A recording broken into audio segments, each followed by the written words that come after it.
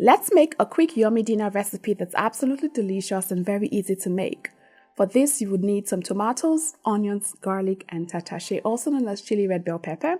You'd also be needing some fresh mackerel fish, ripe plantains, Knorr seasoning cubes and other spices, some power or pure vegetable oil, fresh parsley, and some salt to taste. The full ingredient list will be in the description box down below, so be sure to check it out there, okay? Now start by cutting up the tomatoes and peppers into bite-sized pieces.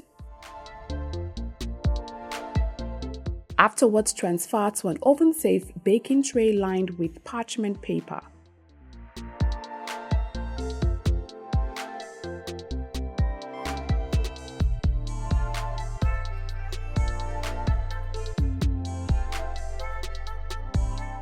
Drizzle a tiny bit of oil over the surface and then place this in a 180 degrees preheated oven and leave to grill until it is slightly brown or charred. Meanwhile, place the mackerel fish on a flat surface and make deep slits on both sides of each fish piece.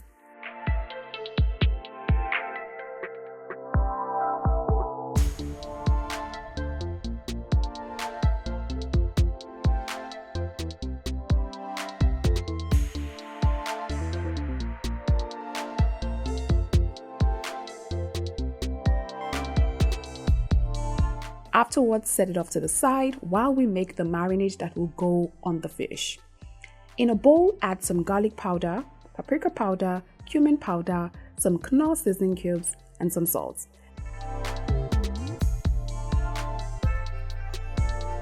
And then of course, I added a dash of power or pure vegetable oil to bind all of the spices and seasonings together.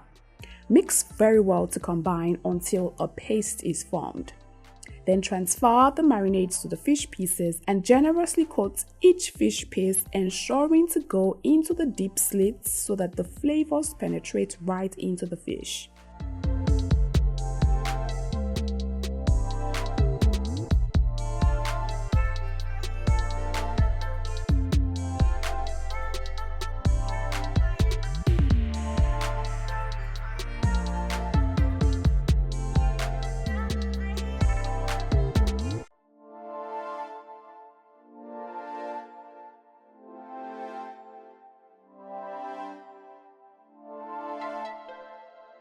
When that's all done, transfer the fish pieces to an oven tray lined with parchment paper. But if you don't have parchment paper, you can just ensure that your oven tray is properly grilled, okay?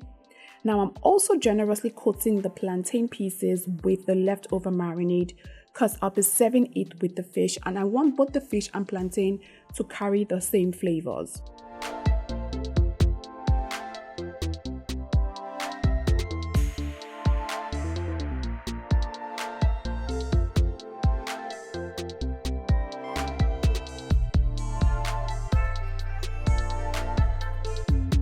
When it's all coated, place the pan in a 180 degrees preheated oven and then bake or grill till it's fully cooked or slightly brown.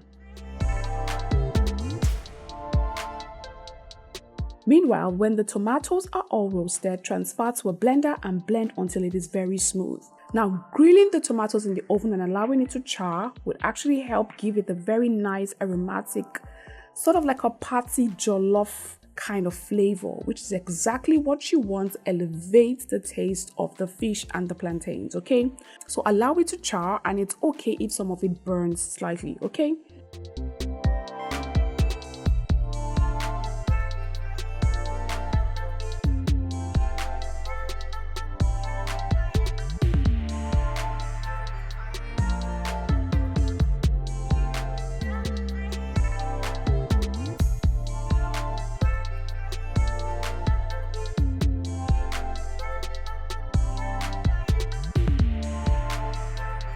Now, after blending up the puree, pour it into a plate and set it off to the side.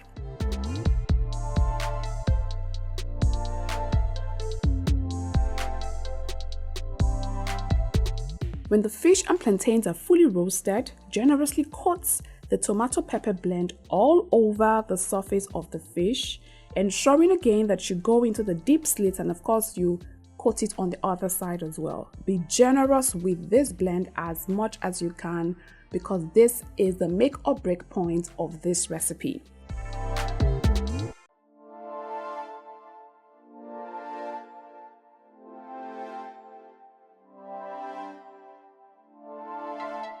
I'm also generously coating the plantains again. Like I said before, I want the plantains and the fish to take on the same flavor. What you do after coating them would be for you to transfer into the oven again and bake for a final 5 to 6 to 7 minutes, just so that the fish and the blend can marry well together.